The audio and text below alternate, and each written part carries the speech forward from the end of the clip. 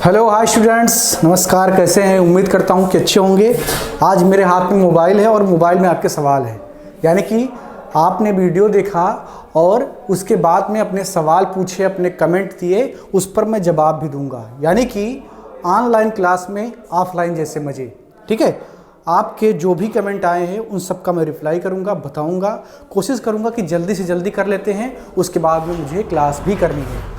ये आपकी इकोनॉमिक्स की नेक्स्ट क्लास है, जिसमें मैं आपको यह पढ़ाऊंगा कि भारत में नोट किस तरीके से छपते हैं। यानी कि जो आप देखते हैं कि आरबीआई ने इतना नोट छापा, या उसका मानक क्या है, उसको छापा कैसे जाता है, उन सब का प्रावधान क्या है, ये आप समझ पाएंगे। ठीक है, तो सबसे पहले आपके कमेंट। कोई साहिल सैनी जी हैं, उन्होंने कहा sir I am excited for next class. बहुत बहुत स्वागत है आपका। उम्मीद करता हूं कि आप जुड़ गए होंगे क्लास से। फातिमा हसन जी, सर हम लाइक और शेयर करते हैं।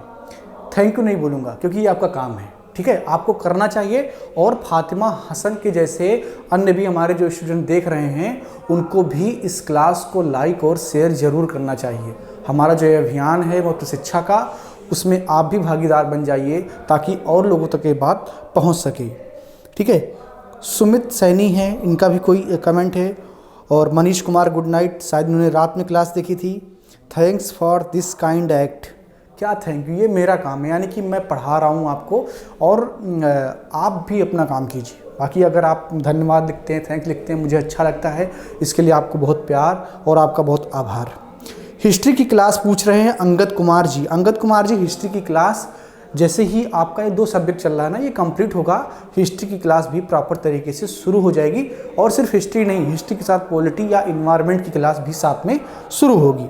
ठीक है, अनूप कुमार जी, सर जी हम आपका साथ नहीं छोड़ेंगे, बस आप अपना ख्याल रखना। बहुत बहुत धन्यवाद अनूप कुमार जी। आप जैसे लोगों की वजह से तो मोटिवेशन बना हुआ है। ठीक है, बस एक काम रेगुलर बेसिस पर कर दीजिए, जुड़ जाइए ओनली यूपीएससी के साथ, मन से जुड़ जाइए। हर वीडियो को जितने भी प्लेटफॉर्म है सब पर शेयर कर दिया कीजिए, ताकि हम अधिकतर विद्यार्थियों तक पहुंच पाएँ जो किसी संसाधन के अभाव में तैयारी नहीं कर पाते हैं। Divya Diwakar, thank you sir, आप हैं तो यूपीएससी की तैयारी कर पा रहे हैं। ये मेरे लिए बहुत बड़ा, समझ लीजिए, मेरा वेतन है ये। अगर आप इस तरीके से बोलते हैं कि मेरे वजह से आपकी पढ़ाई हो पा रही है बेहतरीन तरीके से, बस मुझे इतना ही मिलता है। और इससे सच बताऊं तो बहुत अच्छा लगता है, बहुत ही खुशी होती है। ठीक है, उपेंद्र प्रजापति जी हैं, सर न्यूज़ मैगज़ीन के लिए व्हाट्सएप नंबर पे मैसेज किया था, पर 2 दिन हो गए और कोई रिस्पांस नहीं आया। एक्चुअली में हमारी टीम के पास अभी काम ज़्यादा है, मैगजीन हमें लॉन्च करना है, तो रिप्लाई आपको नहीं कर पा रही होगी। इसके लिए हम सॉरी कहते हैं आपको, लेकिन जल्द ही जल्द आपको मैगजीन के बारे में बताएंगे और मैगजीन भी उपलब्ध करवाएंगे। रानी ने पूछा है सर मैगजीन टेलीग्राम पर भी दे दीजिए। ठीक है, अभी मैगजीन लॉन्च नहीं हुई है रानी जी, जैसी मैगजीन लॉन्च होगी आपको मैगजीन मिल जाएगी, वो भी मुफ्त में। सर इकोनॉमी के लिए एनसीईआरटी का कितने का बुक लेना होगा? देखिए, एनसीईआरटी में क्या है कि अगर आप पढ़ना चाहते हैं तो आप हाई स्कूल 9th का बुक ले लीजिए, इंटरमीडिएट और क्लास 11 का बुक ले लीजिए। लेकिन मुझे लगता है कि अगर आप ये क्लास कवर कर रहे हैं ना, मैं एनसीईआरटी से कॉन्सेप्ट ले करके ही ये क्लास पढ़ाता हूँ आपको, तो आपको बहुत परेशान होने की ज़रूरत नहीं है। इस क्लास का नोट्स बनाइए, ये इनफ है। ठीक है, अगर आप इसको कंप्लीट कर लिए और करंट जो अपडेट हो रहा है उसको जोड़ते चले गए तो फिर सब कुछ अच्छा हो जाएगा। सर जियोग्राफी का क्लास नहीं आया है, आप चैनल पर रेगुलर बने रहिए तो आपको मिल जाएगा। ठीक है, कुछ और कमेंट लेते हैं, उसके बाद में क्लास शुरू करते हैं। टाइम को बर्बाद करना कम से कम यूपीएससी के विद्यार्थी को नहीं करना चाहिए, मतलब टाइम बर्बाद नहीं करना चाहिए। अखिलेश चौहान जी, सर मैं आपकी क्लास पर निर्भर हूँ और अपने हार्ड वर्क पर, सर कितने लोग आए और कितने गए उससे मतलब नहीं, सर आपके साथ हूँ, आपको फॉलो कर रहा हूँ, आप मुझे 1000 बच्चा समझ कर पढ़ाइए प्लीज़। अखिलेश चौहान जी, बहुत बहुत आभार आपका। इसी तरीके से आप लोग जुड़े रहिए और मैं अपना काम कर रहा हूँ। जितनी बार भी मैंने क्लास की बात की और फ्री क्लास की बात की, उतनी बार मैंने इस चीज़ को दोहराया है कि ये वादा नहीं है, ये एकदम प्रण है कि पूरा पढ़ाऊंगा और फ्री में पढ़ाऊंगा, एक भी पैसा नहीं लूँगा। कभी भी कोई पेड कोर्स आपके सामने नहीं आएगा कि आप इतना पैसा दीजिए तब पढ़ाई कीजिए। ओके, और वंदना देवी, सर क्लास का नोटिफिकेशन नहीं मिल पाता है। वंदना जी ऐसा कीजिए आप, शायद आपने बेल आइकन को प्रेस नहीं किया होगा, बेल आइकन को प्रेस करके उस पर आल पे क्लिक कर दीजिए तो आपको हर क्लास का नोटिफिकेशन मिल जाएगा, ठीक है। गौरव राणा कह रहे हैं कि उनको इकोनॉमिक प्रॉब्लम है इसलिए वो कोचिंग नहीं कर पा रहे थे, अब ओनली यूपीएससी के द्वारा उनको मदद मिल रही है। बहुत बहुत स्वागत है आपका। ऐसे ही स्टूडेंट की तो मुझे मदद करनी है जिनको किसी अभाव में जिनकी पढ़ाई नहीं हो पा रही थी, ठीक है। तो ये सब आपके सवाल थे जिस पर मैंने जवाब दे दिया और अब क्लास शुरू करने का टाइम हो रहा है। Sharda Sisodia ji good afternoon sir, इन्होंने शायद क्लास दोपहर में देखी। Kartik Das you are great teacher in India, अरे ठीक है, ग्रेट वेट मत बोलिए, बहुत सामान्य सा आदमी हूँ, बस जो ज्ञान है वो आपके सामने प्रस्तुत करता हूँ और अगर आपको अच्छा लगता है ये मेरे लिए खुशखबरी है। और thanks a lot sir. Siyaram Gupta, Babul Kumar, thanks sir. तो ये हैं आपकी कमेंट्स। सर हमें मैगज़ीन का पीडीएफ कब तक मिलेगा? बहुत जल्द मिलेगा, एकदम प्रॉपर तरीके से हम उसकी लॉन्चिंग करेंगे, बहुत जल्द आपको पीडीएफ उसका मिल जाएगा, ठीक है।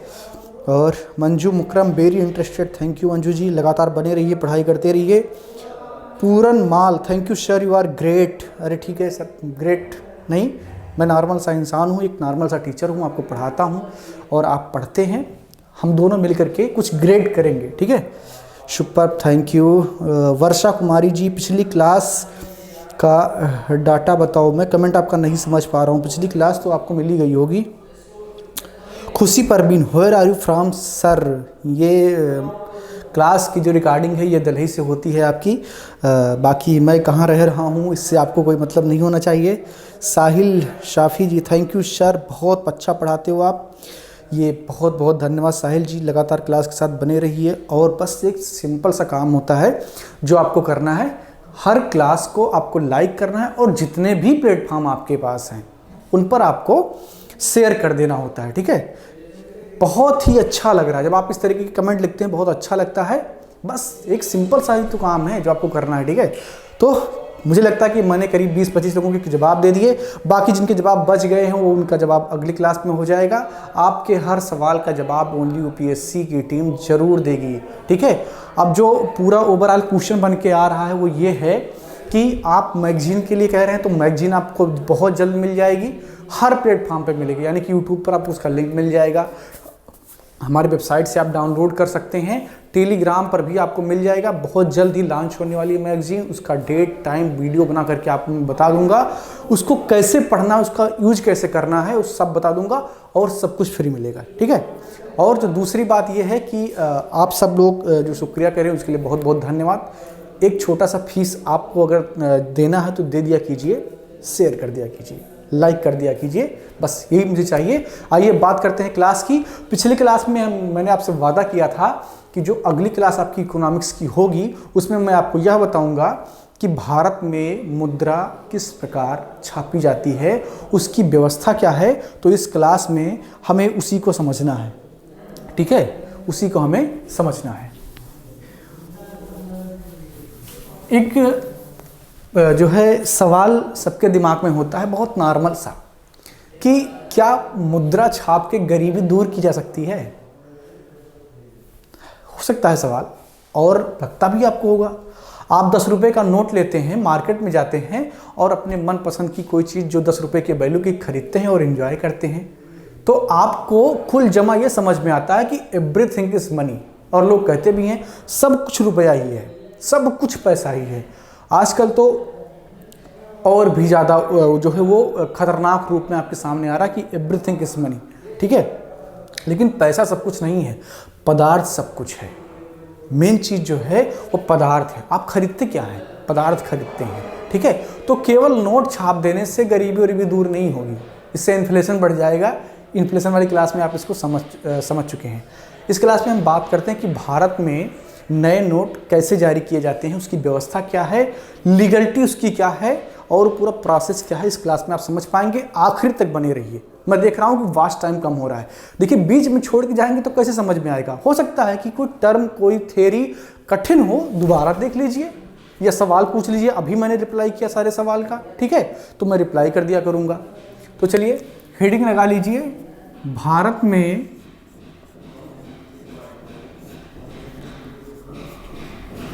नए नोट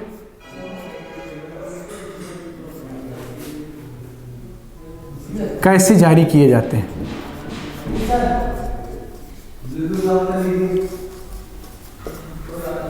ये सवाल ही मैंने लिख दिया, अब इसी का हल हमें ढूंढना है। ठीक है, कि भारत में नए नोट कैसे जारी किए जाते हैं, इसी का हल हमें ढूंढना है। तो कैसे इसका हल होगा, आपको जानना होगा कि नए नोट जारी कौन करता है। तो सबसे पहली बात, नए नोट जारी करने का जो अधिकार है वो भारत सरकार ने आरबीआई को दे रखा है। यानी कि गवर्नमेंट ऑफ इंडिया ने यह काम अपने एक संस्था रिजर्व बैंक ऑफ इंडिया को दे रखा है, जिसे वह केंद्रीय बैंक या भारत सरकार का बैंक भी आप कहते हैं। ठीक है, तो आरबीआई का काम होता है नए नोट जारी करना। तो क्या मुंह उठा के आरबीआई कभी भी कितना भी नोट जारी कर सकती है? नहीं। तो इसके लिए एक व्यवस्था है, और वो व्यवस्था क्या है, उसे कहते हैं न्यूनतम आरक्षी प्रणाली। वो जो व्यवस्था है उसे कहते हैं न्यूनतम आरक्षी प्रणाली। ठीक है, क्या कहते हैं? न्यूनतम आरक्षी प्रणाली। तो न्यूनतम आरक्षी प्रणाली के तहत ही आरबीआई नए नोटों को जारी करती है।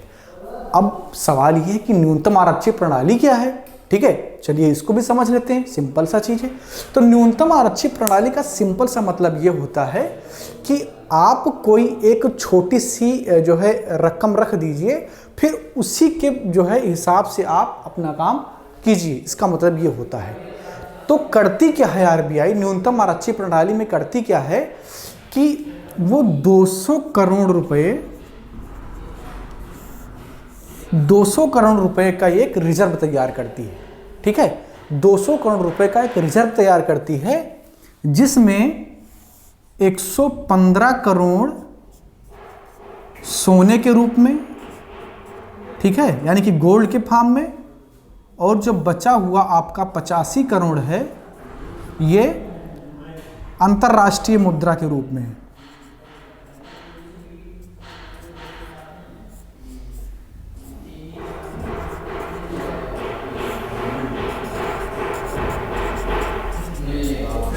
ठीक है ना। तो करती क्या है कि वो एक रिजर्व बनाती है, और वो रिजर्व होता है 200 करोड़ रुपए का रिजर्व होता है। उसमें करती क्या है कि 115 करोड़ रुपए वो गोल्ड का रखती है, गोल्ड रुपए नहीं, गोल्ड के फॉर्म में रखती है। कितना? 115 करोड़, और 85 करोड़ वो रखती है अंतर्राष्ट्रीय मुद्रा के फॉर्म में। ठीक है, और ये 200 करोड़ रुपए का उनका रिजर्व बनके तैयार होता है। इस 200 करोड़ के रिजर्व को बनाने के बाद में आरबीआई एक फाइनेंशियल ईयर में, यानी कि एक वित्त वर्ष में अधिकतम 10,000 करोड़ रुपए की 10,000 करोड़ रुपए की या रुपए का नया नोट जारी कर सकती है। नया नोट जारी कर सकती है। देखिए यहां पर जो मैं बोर्ड पर लिखता हूं ये नोट्स फॉर्म नहीं होता है, मैं बस उन चीज़ों को लिख देता हूं जो अभी चर्चा के लिए ज़रूरी हैं।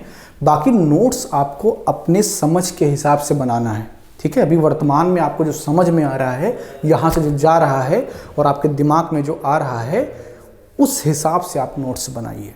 ठीक है, यहाँ पर ये नोट्स फॉर्म में नहीं लिखा है। हाँ, बाकी ये सब स्ट्रक्चर आप बना सकते हैं। ठीक है, ये रिजर्व होता है 200 करोड़ का, जिसको मैंने बताया कि 115 करोड़ रुपए वो सोने के फॉर्म में और 85 करोड़ रुपए वो अंतर्राष्ट्रीय मुद्रा के फॉर्म में रखती है आरबीआई। इतना रखने के बाद में वो 10,000 करोड़ रुपए तक नया नोट जारी कर सकती है। ठीक है, 10,000 करोड़ रुपए, इसको तक लिख लीजिए, क्योंकि इससे ऊपर वो जारी नहीं कर सकती है, लेकिन 10,000 करोड़ रुपए तक वो जारी कर सकती है। इसी व्यवस्था को न्यूनतम आरक्षी प्रणाली कहते हैं। अब आपके दिमाग में ना कई सारे सवाल घूम रहे होंगे। सबसे पहला सवाल ये है कि ये रिजर्व क्यों बनाया भाई? अगर आपको छापना 10,000 करोड़ रुपए है तो ये 200 करोड़ का रिजर्व काहे बना रहे हो? सवाल है ना जेन्युइन। और आप क्यों प्रतिबंध लगा रहे हो छापने का? क्यों प्रतिबंध लगा रहे हो भाई? हम कितना भी नोट छाप ले और बांट दे जा करके मार्केट में। ठीक है ना, तो कुछ ना कुछ तो इसका समस्या होगा, तभी तो ये सॉल्यूशन है इसका। तो समस्या ये है सबसे पहली बात कि आरबीआई रिजर्व क्यों बनाती है? आरबीआई रिजर्व इसलिए बनाती है क्योंकि आपने नोट को जब देखा होगा तो नोट में क्या लिखा होता है? आपने नोट में देखा होगा कि आरबीआई एक गारंटी देती है। आरबीआई गारंटी देती है कि जो धारण कर रहा है उसमें लिखा होता है मैं धारक को 500 रुपये या 100 रुपये या 2000 रुपये के बराबर का चीज़ अदा करने का वचन देता हूँ। ठीक है, यानी कि अगर आपके पास 500 रुपये का नोट है तो 500 रुपये के बराबर के पदार्थ को कोई देने से मना नहीं कर सकता है। इस बात की गारंटी के साथ आरबीआई वो नोट आपको देती है। ठीक है, और आप कहते हैं कि आपके पास कितना है? 500 रुपये है। उसमें क्या है? आरबीआई का एक गारंटी तो है वो। अब मान लीजिए कल को आप जाएं आरबीआई के पास और बोले कि हमको आप पर भरोसा नहीं है, हमको हमारा पैसा दो। मतलब आप ये कहना चाह रहे हैं कि मुझे आपके इस गारंटी में, आपके इस नोट में विश्वास नहीं रहा। तो आरबीआई कैन नॉट डिनाई, वो डिनाई नहीं कर सकती, उसको देना होगा। अगर आप जाएंगे तो आपको उसको पेमेंट देना होगा, हालांकि कोई चाहता नहीं है। ठीक है, लेकिन अगर कोई ऐसी कंडीशन आए तो पूरी दुनिया भर की जो अर्थव्यवस्थाएं हैं वो इस तरीके का प्रावधान करती हैं कि एक मिनिमम रिजर्व बना लेती हैं। इसीलिए इसको न्यूनतम आरक्षी प्रणाली कहा जाता है। एक छोटा सा रिजर्व बना लेते हैं कि किसी को अगर आपत्ति हो वो जाए और उस 500 रुपये के बराबर का सोना ले ले, या अगर उसे अंतर्राष्ट्रीय मुद्रा में विश्वास है तो उससे बदल ले। इसीलिए रिजर्व बनाया जाता है। समझ में आ गया होगा कि ये रिजर्व बनाया क्यों जाता है। ठीक है, एक बार फिर से समझा दे रहा हूँ। मान लो मुझे 1000, 500, 2000, 1000 का नोट तो चलता नहीं, बंद हो गया। 500, 100, 200 और 2000 के नोट में विश्वास ना हो और मैं आरबीआई के पास जाऊं तो आरबीआई करेगी क्या? इसी रिजर्व में से मुझे कुछ सोना निकाल करके मेरे रुपए के बराबर दे देगी कि ले जाइए महोदय, अगर आपको विश्वास नहीं है तो। ठीक है, तो इसीलिए रिजर्व रखती है। अब बात करते हैं कि 10,000 करोड़ रुपए तक ही जारी कर सकती है। इसके पीछे का लॉजिक क्या है और इससे ऊपर अलाउ क्यों नहीं है? देखिए, रीज़न ये है कि आपने इन्फ्लेशन में समझा था कि जब मार्केट में करेंसी का फ्लो बढ़ता है तो इन्फ्लेशन इंक्रीज होता है। ठीक है, यानी कि जब ज़्यादा करेंसी होगी तो डिमांड ज़्यादा होगा, और डिमांड अगर ज़्यादा है और प्रोडक्शन नहीं बढ़ रहा है तो क्या होगा? इन्फ्लेशन बढ़ेगा, यानी कि महंगाई बढ़ेगी। जैसे एग्जाम्पल से समझिए, आप दो भाई हैं और ठीक है 10 रुपये आपके पास है, 10 रुपये आपके छोटे भाई के पास है। दोनों गए चॉकलेट की दुकान पे और चॉकलेट खरीद लाए, खा लिए।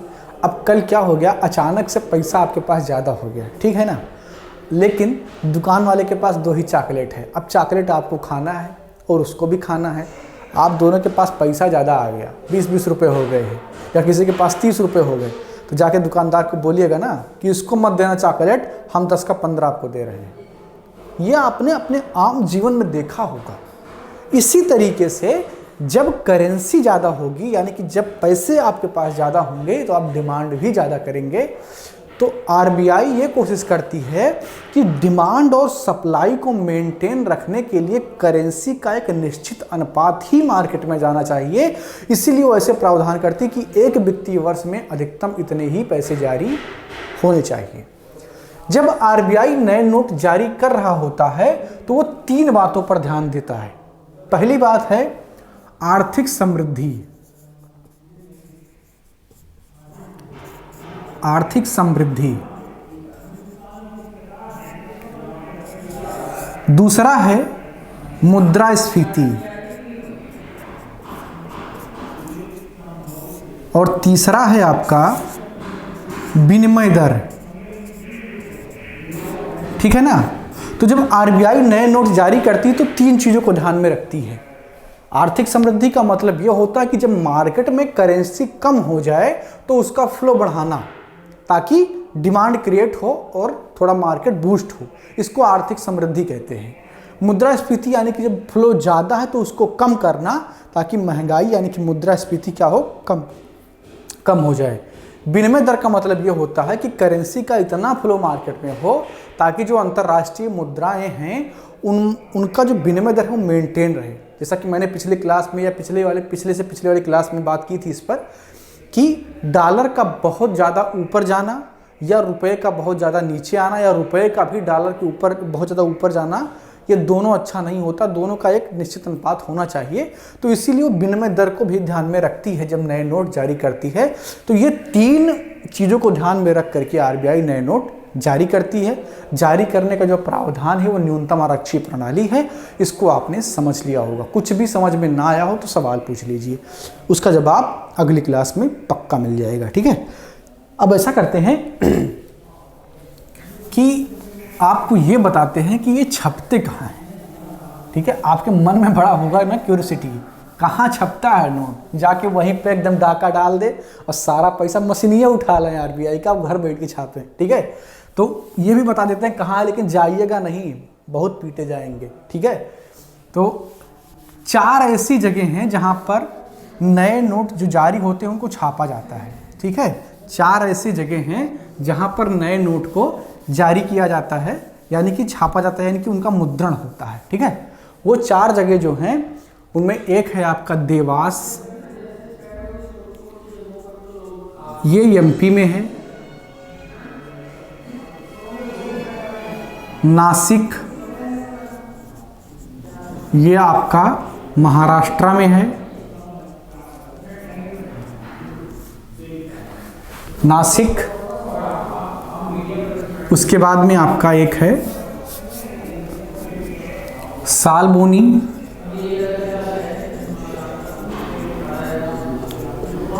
ये आपका वेस्ट बंगाल में है, और एक है आपका मैसूर जो कि कर्नाटक में है। ठीक है, ये 4 मुद्रालय हैं जहां पर पैसा छापा जाता है, ये नोट आपके छापे जाते हैं, करेंसी छापे जाते हैं। ठीक है, शुरुआत के जो ये 2 हैं नासिक और देवास, इन पर गवर्नमेंट ऑफ इंडिया का जो है अधिकार चलता है, यानी कि गवर्नमेंट ऑफ इंडिया इसको मॉनिटर करती है, वही चलाती है, उसका प्रशासन यही देखती है। और जो सालबोनी है जो कि वेस्ट बंगाल में है, और मैसूर यानी कि जो कर्नाटक में है, इन दोनों का कर्ता धर्ता कौन है? आरबीआई, यानी कि रिजर्व बैंक ऑफ इंडिया। तो 4 में से 2 गवर्नमेंट ऑफ इंडिया के द्वारा चलते हैं, कर्ता धर्ता उसका गवर्नमेंट ऑफ इंडिया है, और जो 2 हैं सालबोनी और मैसूर, इनका कर्ता धर्ता रिजर्व बैंक ऑफ इंडिया है, यानी कि आरबीआई है। ठीक है, जो सिक्के जारी होते हैं वो भी भारत में 4 जगह पर जारी होते हैं। वो 4 जगह हैं आपके नोएडा,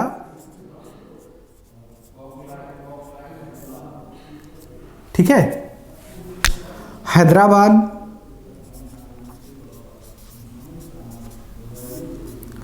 मुंबई,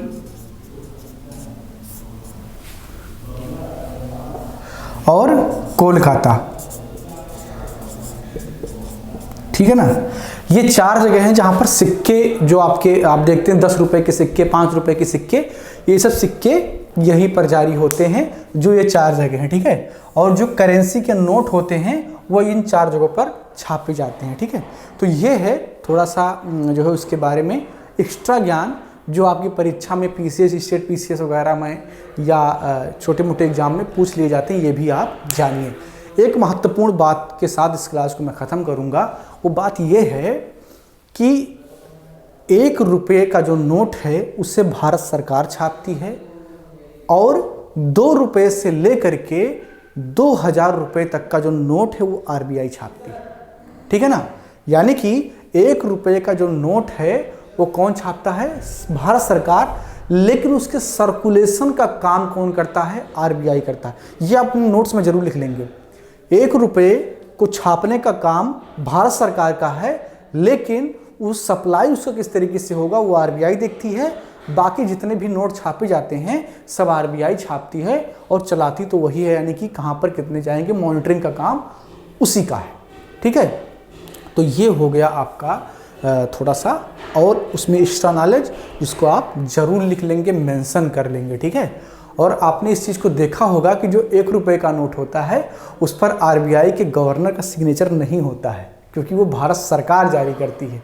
ठीक है ना, तो ये था पूरा आपका नए नोट जारी करने का जो है क्लास, जिसको आपने समझा। इसमें एक चीज़ और, भारत सरकार अधिकतम यानी कि भारत सरकार के अंतर्गत आरबीआई अधिकतम 10,000 रुपये का नोट जारी कर सकती है, उससे ऊपर का नोट जारी नहीं कर सकती है। इसको भी आप लिख लेंगे, ठीक है। अधिकतम वो 10,000 रुपये के बराबर का नोट जारी कर सकती है, ठीक है।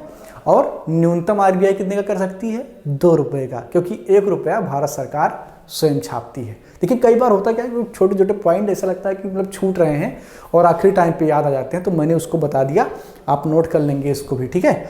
और कभी कभी मैं जल्दबाजी में कुछ चीज़ बोल जाता हूँ, लेकिन महत्वपूर्ण होता है तो आप वीडियो पॉज करके दोबारा सुन लिया कीजिए और उसको लिख लिया कीजिए। तो मिलते हैं अगली क्लास में आपके सभी सवालों के जवाब के साथ और एक नए टॉपिक के साथ, जिसमें हम किसी नए टॉपिक की इकोनॉमिक्स की चर्चा करेंगे। क्लास लगातार इम्पॉर्टेंट है, सब बैंकिंग सिस्टम बहुत इंपॉर्टेंट है, सभी परीक्षाओं के लिए बहुत सारे सवाल आते हैं। तो मिलते हैं अगली क्लास में, बात करेंगे अगली क्लास की, उसमें देखते हैं कि टॉपिक आपका क्या होगा। तब तक आप अपना एक नैतिक काम जरूर कर लेंगे, अभी कर लीजिए, तुरंत शेयर करिए जितने भी प्लेटफॉर्म आपके पास है और लाइक जरूर कीजिए। अगर 2000 व्यू है तो 2000 लाइक, अगर 10,000 व्यू तो 10,000 लाइक, यह आपकी जिम्मेदारी है। और अगर कुछ समझ में ना आया हो तो सवाल पूछिए, जवाब मैं अगले वीडियो में जरूर दूंगा। धन्यवाद। बहुत जल्द आ रही है ओनली न्यूज ग्रुप की news magazine the news ocean, जहां आपको मिलेगी हर खबर सच की तह तक।